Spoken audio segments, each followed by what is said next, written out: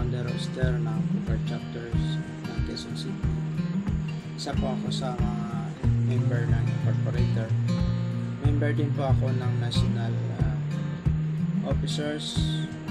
Ako po yung head ng promotion board.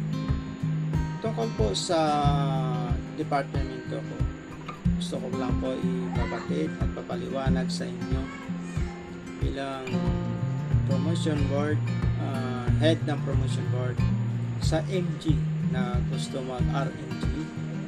Kailangan po kayo na maging aktibo, good member sa loob ng 3 taon sa anong aspeto na lagi nag-a-attend ng meeting, nag-a-attend sa mga activities ng sasamahan natin sa guardians, nagbabayad ng annual dues, ng monthly dues, yung butaw kung tawagin sa chapter.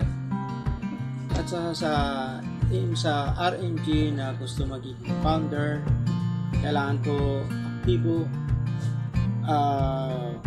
Yung first candidate sa founder ay ang RMG na presidente ng chapter o officers ng chapter.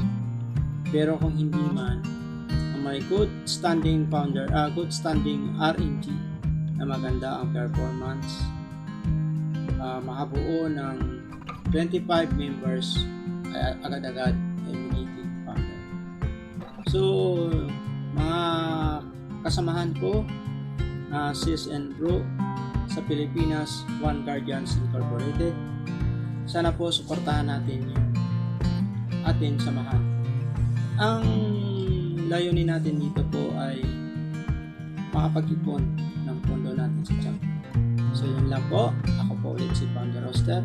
Maraming salamat sa inyo lahat. Mabuhay ang Pilipinas One Guardians Incorporated.